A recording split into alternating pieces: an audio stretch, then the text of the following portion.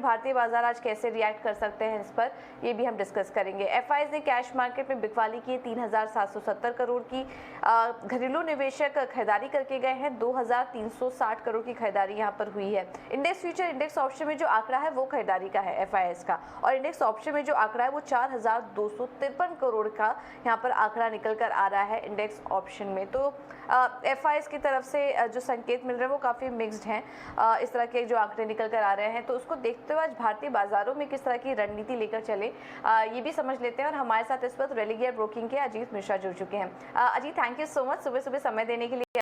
भारतीय बाजारों में क्या करें, क्यूज तो आज कुछ अच्छे नहीं दिखाई दे रहे हैं, 16,500 के नीचे इस वक्त एसजीएक्स निफ्टी दिखाई दे रहा है। क्या करना चाहिए आज भारतीय बाजारों के लिए, कौन से लेवल्स अहम होंगे? गुड मॉर्निंग पूजा। तो पूजा देखिए, जिस तरीके से 3 हफ्तों की एक रिकवरी के बाद अब थोड़ा सा जो माहौल दिख रहा है कि दोबारा से प्रेशर रिज्यूम होते हुए, तो मैं कहूँगा इस तरीके से फ्राइडे का सेशन था, थोड़ा आज का सेशन भी लैकलस्टर हो सकता है और इस तरीके के इंडिकेशन हैं एसजीएक्स की तरफ से भी। बट ब्रॉडली अभी भी देखिए, मैं ये नहीं कहूँगा कि नेगेटिव होने की जरूरत है। जब तक कि हम 16,300 16,400 का जोन होल्ड कर रहे हैं तब तक बायस पॉजिटिव साइड पे बना रहेगा। एक पॉसिबिलिटी बनी रहेगी कि हम एक रिकवरी देखें। ये हफ्ता काफी इंपॉर्टेंट होने वाला है बिकॉज आरबीआई पॉलिसी मीट भी है, तो उसके आउटकम को हम देखेंगे, प्लस आईआईपी डेटा शेड्यूल्ड है ड्यूरिंग द वीक। तो ये सारे फैक्टर्स भी रहेंगे जिस पे मार्केट की नजर रहेगी along with the global clues. तो इन सब के बीच में मुझे लगता है कि थोड़ा सा स्टॉक स्पेसिफिक रहना ज्यादा समझदारी है, और क्योंकि मार्केट ऑप्शन दे रही है दोनों साइड पे, तो उस तरीके का व्यू लेके चलना चाहिए। बट की मैं बात करूं तो मेरे हिसाब से 16,400 450 का जोन है वो एक एरिया होगा जहां पे इंडेक्स को सपोर्ट देना चाहिए, वहां से एक रिकवरी की पॉसिबिलिटी है। 16,300 आपका स्टॉप लॉस होगा फॉर द इंटरडे लॉन्ग, और वहीं पे 16,700 से लेकर 16,800 आपके रेजिस्टेंस एक्ट की तरह जोन की तरह एक्ट करेंगे। प्रॉब्लम बेसिकली पूजा यहाँ पे प्रॉब्लम होगा बैंकिंग इंडेक्स की तरफ से अगर होगा तो, क्योंकि 35,000 का लेवल अगर ब्रेक हुआ तो वहां पे प्रेशर एक्सटेंड करता हुआ दिखेगा, जिस तरीके से हमने फ्राइडे के दिन पे देखा था कि बैंकिंग में काफी शार्प डिक्लाइन आया था। तो वो एक फैक्टर मेरे हिसाब से काफी इंपॉर्टेंट रहेगा। तो आपकी नजर होनी चाहिए 35,000 के लेवल पे, अगर वो ब्रेक होता है 34,500, और ऊपर पे अगर रिकवरी आती है तो 35,600 से लेकर 37,000, ये जोन काफी स्ट्रॉन्ग रेजिस्टेंस पे रैक करेगा। ठीक है, तो एक जोन में कारोबार करता हुआ दिखाई देगा मार्केट, दोनों साइड के मौके यहाँ पर ट्रेड लेने के बनेंगे। और निफ्टी में 16,300 16,450 जब तक ऊपर है तब तक घबराने की बात नहीं है, एक बाइंग यहाँ पर देखने को मिल सकती है। लेकिन ये रेंज जो हमने आज आपको बताई है इस पर नजर रखिए, ये काफी इंपॉर्टेंट है देखना। अजीत, इसके अलावा स्टॉक स्पेसिफिक रणनीति आपने कहा कि वो अपना के चलनी चाहिए, इस वक्त कहाँ पर नजर होगी आपकी? देखिए, दोनों साइड पे अपॉर्चुनिटीज मिल रही है मार्केट में, और ये फ्राइडे के सेशन में भी इस तरीके का ट्रेंड था, तो मुझे लगता है कि उस तरीके का ट्रेंड रिज्यूम रहेगा। तो यहाँ पे आप यूबीएल को देख सकते हैं लॉन्ग साइड के लिए। स्टॉक करीब 1519 के अराउंड पे बंद हुआ था, यहाँ 1480 के स्टॉप लॉस के साथ 1600 तक के टारगेट्स के लिए आप उसको लॉन्ग कर सकते हैं। वहीं पे वोल्टास काफी एक स्ट्रॉन्ग गिरावट के बाद एक रिबाउंड आया था, बट जिस तरीके से फ्राइडे के सेशन में दोबारा से इसमें सेलिंग प्रेशर रिज्यूम हुआ है, इंडिकेशन तो यही है कि यहाँ से दोबारा प्रॉफिट टेकिंग बढ़ेगी। तो इसको आप शॉर्ट के लिए देखिए 1050 के स्टॉप लॉस के साथ 960 तक के टारगेट्स के लिए। ऑलराइट, तो ये दो कॉल्स हैं अजीत की तरफ से, दोनों ही साइड में रणनीति सुझाई है। पहला तो यूबीएल में खरीदारी करके चलिए, वोल्टास में बिकवाली करने की राय। Ajit, thank you so much समय देने के लिए अपना, और ये रणनीति भी सुझाने के लिए। तो ये तो हो गई बात मार्केट पर, नज़र रखिए। आज काफ़ी रेंज बाउंड ट्रेड देखने को मिल सकता है, दोनों साइड के ही लेवल्स आपको बता दिए गए हैं। चलिए अब नज़र डालते हैं कुछ अहम खबरों पर, और अब हम देख रहे हैं कि कोरोना के जो मामले हैं वो बढ़ते हुए नज़र आ रहे हैं। केरल और महाराष्ट्र को मिलाकर 60% से ज़्यादा नए केस आ चुके हैं। महाराष्ट्र में तो इसको लेकर वापस से कुछ रेस्ट्रिक्शन लगाने की बात की जा रही है। एक बार ट्रेंड समझ लेते हैं, और हमारे साथ शरद जुड़ चुके हैं पूरी जानकारी लेकर। शरद, बताइए कोरोना को लेकर क्या अपडेट आ रहे हैं, किस तरह के मामले यहाँ पर सामने निकल कर आ रहे हैं? जी बिल्कुल, मतलब 3 से 4 दिन में जो है अगर मुंबई का देखें कोरोना केसेस, तो यहाँ पे भी ग्रोथ देखने मिल रही है, और देश की ओवरऑल देखा जाए तो यहाँ पे जो है कोरोना के केसेस में बढ़ोतरी देखने मिल रही है। ऑफकोर्स 5 जून में जो है लगभग 3,000 का आंकड़ा आ गया है, लेकिन जो एक इम्पॉर्टेंट बात है कहने को कि एक्सपर्ट्स कह रहे हैं कि ऑफकोर्स सावधानी परख के रखें सब लोग, लेकिन दूसरा बात एक और है कि आपके मानसून सीजन किक इन कर रही है, तो उसके कारण जो है सारे केसेस जो है वो आ सकते हैं और एक तरफ से माइल्ड केसेस देखने मिल रहे हैं, तो इस पे जो है इम्पोर्टेंट फोकस रहेगा। और इवन महाराष्ट्र गवर्नमेंट ने भी जो है एक टाइप से डायरेक्शंस दिया है और एक अपील करने की कोशिश की है कि जो पब्लिक प्लेसेस हुआ, आप सिनेमा ले लीजिए, पब्लिक हॉल्स ले लीजिए, यहाँ पे भी जो है अपील किया गया है कि आप मास्क जो है पहने रखें। तो ओवरऑल देखा जाए तो चिंताजनक के आंकड़े नहीं हैं, लेकिन हालांकि जो है कॉशियस जो है वो परख रखना ज़रूरी है। बिल्कुल। तो बढ़ते हुए मामले हैं, मॉनसून भी हिट हो रहा है और उसके चलते ही कुछ केसेस बढ़ते हुए दिखाई दे रहे हैं। तो हमारी भी अपील होगी दर्शकों से कि ध्यान रखें और जो भी सरकार गाइडलाइंस लेकर आ रही है उसका भी पालन करें। शरद, इसके अलावा खबरों वाले शेयर्स कौन कौन से होंगे? तो सबसे पहले जो है हम लोग OMC स्टॉक्स फोकस में रहेंगे, ऑयल मार्केट कंपनीज। यहाँ पे जो है सऊदी ने जो है ऑयल प्राइसेस की जो है बढ़ोतरी का जो है ऐलान कर दिया है और यहाँ पे जो है जुलाई शिपमेंट के जो आंकड़े वो जो है हायर प्राइसेस में देखने रहेंगे। और जो अरब की जो लाइट ऑयल की जो कंपोनेंट है वहाँ पे जो है लगभग $6.5 प्रति बैरल की जो है बढ़ोतरी देखने मिल रही है। तो इस पे जो OMC स्टॉक ज़रूर फोकस में रहने वाले हैं। और अगर क्रूड की जो दाम है ऑलरेडी $120 प्रति बैरल के ऊपर के आंकड़े चल रहे थे कल के रात के सेशन में, तो वो देख सकते हैं कि उसके कारण जो एक नेगेटिव इम्पैक्ट ज़रूर आपको पेंट और क्रूड डेरिवेटिव स्टॉक्स में देखने मिल सकता है। हालांकि अब बात करें तो ये पेन गुजरात गैस में भी देखने मिल रहा है। कंपनी ने जो है PNG प्राइस में कटौती का ऐलान किया है, लगभग ₹5 का जो है उनकी यूनिट्स की जो है कटौती हुई है। और ये जो 5 मिनट का जो ₹5 का प्राइस कट हुआ, इससे कारण जो है मार्जिन वो लगभग जो है 6 से लेके ₹7 तक हो जाएंगी प्रति यूनिट। याद रखिए जो पहला जो मार्जिन्स होता था सुपर नॉर्मल बेसिस पे वो लगभग 11 से लेके ₹12 प्रति यूनिट होता था। अब तीसरा स्टॉक रहेगा IIFL वेल्थ फोकस में। सेबी ने जो है ऐलान किया है कि उन्होंने एक्शन ले लिया उनके 6 कर्मचारी के कंपनी को जो इंडिया इन्फोलाइन ग्रुप के हैं, जो फ्रंट रनिंग केस देखा गया है और एम्प्लॉयज़ को जो है लगभग कैपिटल मार्केट से बैन कर दिया गया है अगले 5 साल तक। और उन्होंने क्लैरिफिकेशन भी दी है सेबी की ऑर्डर की कि ये जो ऑर्डर है ये पुराने केस को लेके है और नए स्पेकुलेशंस मार्केट के हैं वो जो है इंपॉर्टेंट नहीं है। चौथा स्टॉक रहेगा पूना वाला फिनकॉर्प और यहाँ पे एक पॉजिटिव रिएक्शन है।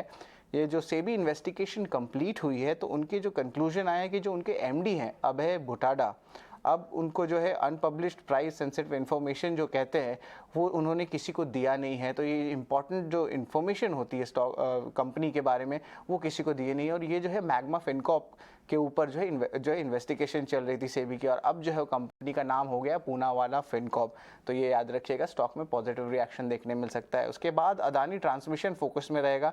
उन्होंने जो है डेफिनेटिव एग्रीमेंट का साइन किया है SR पावर के साथ, एक ट्रांसमिशन प्रोजेक्ट है और इसका जो एंटरप्राइज वैल्यू है लगभग 1913 करोड़ का है। तो स्टॉक पे फोकस रखिएगा। और आखिर में बात करेंगे कोल इंडिया का। यहाँ पे जो कोल सप्लाई है जो आपके कैप्टिव पावर प्लांट्स को लेके हुआ या सीमेंट सेक्टर का हुआ वो जो है मई के महीने में गिर चुकी है। तो ये सारे इंपॉर्टेंट स्टॉक्स है आज जो दिन के ट्रेड में फोकस में रहने वाले हैं। बिल्कुल। तो ये कुछ स्टॉक्स हैं जो कि आज दिन के ट्रेड में फोकस में रहेंगे खबरों के चलते। बहुत बहुत शुक्रिया आप शरद, ये सारी जानकारी देने के लिए। अब आगे बढ़ते हैं और नजर कर लेते हैं कि ब्रोकरेज हाउस के रेडार पर कौन कौन से स्टॉक्स हैं। वामाक्षी हमारे साथ जुड़ चुकी हैं पूरी डिटेल्स लेकर। वामाक्षी, गुड मॉर्निंग, बताइए। Good morning. Bank of America ने भारत फोर्ज पर अंडर परफॉर्म की राय बरकरार रखी और लक्ष्य रखा 520 प्रति शेयर का। जो लीड इंडिकेटर्स है उसमें अभी भी कमजोरी नजर आ रही है।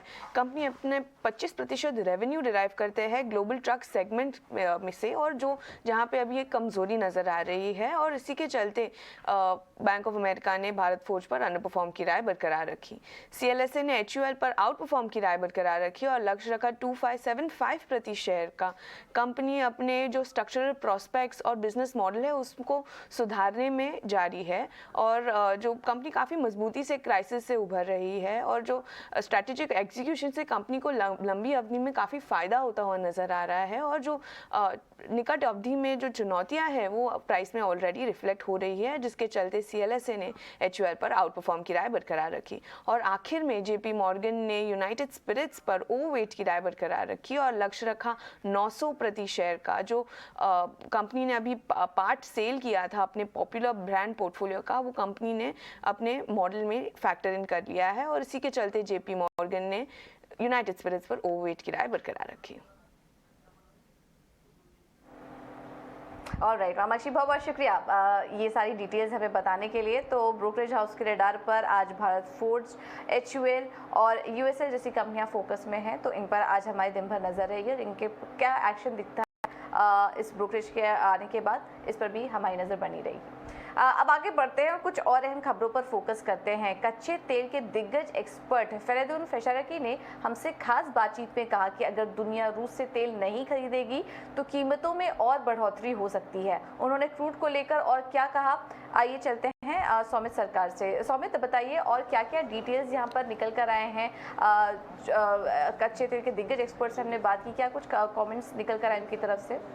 पहले तो सबसे इम्पॉर्टेंट चीज़ जो उन्होंने ये कहा है कि वो ये है कि जो फंडामेंटल्स पर अगर हम देखते हैं सिर्फ जो कि डिमांड सप्लाई पे रहता है, उसके हिसाब से क्रूड का भाव जो है वो $85 to $90 के आसपास होना चाहिए था। उसके ऊपर जो भी भाव अभी चल रहा है वो जियोपॉलिटिकल इश्यूज, इमोशंस और पॉलिटिक्स की वजह से हमें देखने को मिल रहा है। और वो ये भी कह रहे हैं कि अगर वॉर ख़त्म हो जाता है, यूरोप ने अगर सैंक्शंस निकाल दिए, तो हमें एक शार्प फॉल देखने को मिल सकता है क्रूड प्राइसेस में। अब ग्लोबली हम देख रहे हैं कि काफ़ी स्लो डाउन देखने को मिल रहा है, बट उनका मानना ऐसा है कि ये स्लो डाउन की वजह से प्राइस नीचे नहीं आएगा। अगर फुल ग्लोबल स्केल पे रिसेशन हो जाता है तो ही क्रूड प्राइस में एक बहुत बड़ा करेक्शन देखने को मिल सकता है, और फुल ग्लोबल स्केल रिसेशन होने के चांसेस उनके हिसाब से 25% से भी नीचे है।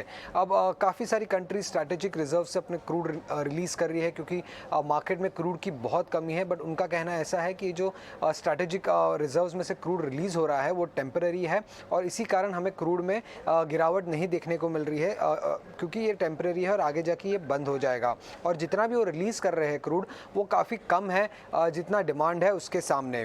अब जब आप जैसे आप कह रहे थे कि क्रूड $150 तक जा सकता है, उसके चांसेस पे ये है कि अगर यूरोप के सैंक्शंस बरकरार रहे और उन्होंने इंश्योरेंस पे भी अगर सैंक्शंस ला दिए, तो क्रूड जो अभी $120 पर बैरल के आसपास चल रहा है वो $150 पर बैरल के आसपास जा सकता है। और वो ये भी मानते हैं कि क्रूड अभी कभी भी $55 to $60 के आसपास नहीं आएगा, क्योंकि जो फंडामेंटल्स है क्रूड के वो काफ़ी टाइट है, सप्लाई काफ़ी कम है और डिमांड काफ़ी ज़्यादा स्ट्रॉन्ग है। और वो ये भी कहते हैं कि ये जो सैंक्शंस लगाए हैं रशिया पे, ये काफ़ी ज़्यादा इफ़ेक्टिव है, बट जो रिफाइंड प्रोडक्ट्स की कमी हो रही है उसमें ज़्यादा इम्पैक्ट इसका सैंक्शंस का देखने को मिल रहा है। उसी कारण अगर हम देखते हैं तो सिंगापुर ग्रॉस रिफाइनिंग मार्जिन जो होता है, जो कि एशिया का बेंचमार्क है, वो आज न्यू हाइस पे टच कर चुका है, करीब $25 पर बैरल के आसपास चल रहा है। रिफाइनरी शटडाउन, चाइनीज़ एक्सपोर्ट्स ने स्टॉपेज और उसी के साथ रशिया का जो बैन लगा है, उसी कारण हमें ये अच्छा खासा up move Singapore gross refining margins में भी देखने को मिल रहा है। ऑलराइट, बहुत बहुत शुक्रिया सौमित ये कुछ अहम जानकारी देने के लिए। तो कच्चे तेल के जाने माने एक्सपर्ट है और इनकी तरफ से इस तरह के बयान आना काफ़ी इंपॉर्टेंट होगा। इनका कहना है कि फंडामेंटली अगर देखें तो क्रूड के दाम $85 से $90 के बीच ही रहने चाहिए। $150 भी जा सकता है अगर यहाँ पर कुछ और भी सैंक्शन यूरोप की तरफ से तेल के बीमा पर प्रतिबंध लगाए गए तो $150 के पास भी जा सकता है। बहुत बहुत शुक्रिया सौमित ये सारी जानकारी देने के लिए। तो ये तो बात हुई कच्चे तेल की। इस वक्त जिस तरह की तेज़ी दिख रही है, देखिए $120 के आसपास, $120 के ऊपर कच्चा तेल इस वक्त दिखाई दे रहा है। इसमें और भी तेज़ी यहाँ पर देखने को मिल सकती है। लेकिन चलिए अब आगे बढ़ते हैं और रुक करते हैं कमोडिटी मार्केट का कि वहाँ पर किस तरह की रणनीति होनी चाहिए। और आज हमारे साथ कुंजी ग्रुप के रवि दियोरा जुड़ चुके हैं। Ravi, thank you so much ET now Swadesh को समय देने के लिए। आज कमोडिटी मार्केट में किस तरह से ट्रेड करें? Good morning. डेफिनेटली जैसे आपने बात किया कच्चा तेल में लगातार तेजी है। कल सऊदी ने भी जो एशियन रिफाइनरी है उसके लिए रेट बढ़ाए, तो लग रहा है कि वहां पे फोकस होना चाहिए। हालांकि आज की जो मेरी दो स्ट्रेटेजीज है वो एक बुलियन है, लग रहा है कि वहां पे सिल्वर के मोमेंटम पे है। गोल्ड में जो बॉन्ड यील्ड बढ़ रहे हैं, साथ में नेक्स्ट वीक FOMC की मीटिंग है, उसके पहले थोड़ा रेस्टिव मूव देखा जा सकता है। गोल्ड के अगस्त कॉन्ट्रैक्ट में सेल करने की सलाह 51,200 के अराउंड 50,300 के टारगेट के लिए 51,600 वहाँ पे का सेल कॉल ले सकते हैं। वही सिल्वर मुझे लग रहा है वहाँ पे थोड़ा बहुत आउट परफॉर्मेंस होगा, क्योंकि आज से चाइना ने लंबे वीकेंड के बाद फिर से अपना ट्रेड रिज्यूम किया। लंदन मेटल एक्सचेंज भी अपना ट्रेड रिज्यूम कर रहा है, तो आई थिंक कि वहाँ पे लग रहा है कि मेटल्स का एक सपोर्ट शायद सिल्वर को मिले, तो गोल्ड सेल सिल्वर बाय, ये स्ट्रेटेजी आपको बुलियन में देखने को मिल सकते हैं। भाई बेस मेटल्स में भी last week despite of this positive news वहाँ पे London metal exchange Thursday and Friday close था, तो इस हिसाब से वहाँ पे मेटल्स में थोड़ी वॉल्टालिटी थी, पर अब लग रहा है कि मेटल्स में कच्ची रिकवरी होनी चाहिए। इसमें जिंक आएगा। जिंक के जून कॉन्ट्रैक्ट में बाई करके चले 333 के करीब, स्टॉप लॉस 330 के करीब लगाए, टारगेट 340 तक देखने को मिल सकता है। तो मेटल्स एंड सिल्वर आज लग रहा है कि बुल में रह सकते हैं। वहीं गोल्ड में सेल ऑन राइज का स्ट्रेटेजी आज के दिन में लेना चाहिए। ओके, तो गोल्ड में सेल ऑन राइज की स्ट्रैटेजी अपना के चल रहे 50,300 के टारगेट के लिए, और मेटल्स में आज तेजी देखने को मिल सकती है। इसमें सिल्वर में खरीदारी कर सकते हैं आप, और जिंक में जून कॉन्ट्रैक्ट में यहाँ पर खरीदारी करने की राय होगी 340 के लक्ष्य के लिए। रवि, बहुत बहुत धन्यवाद आपका समय देने के लिए और ये रणनीति भी सुझाने के लिए। चलिए, ये तो बात हुई कमोडिटी मार्केट की, और इक्विटी मार्केट में भी रणनीति क्या होनी चाहिए ये भी हमने आपको बताया। एक छोटा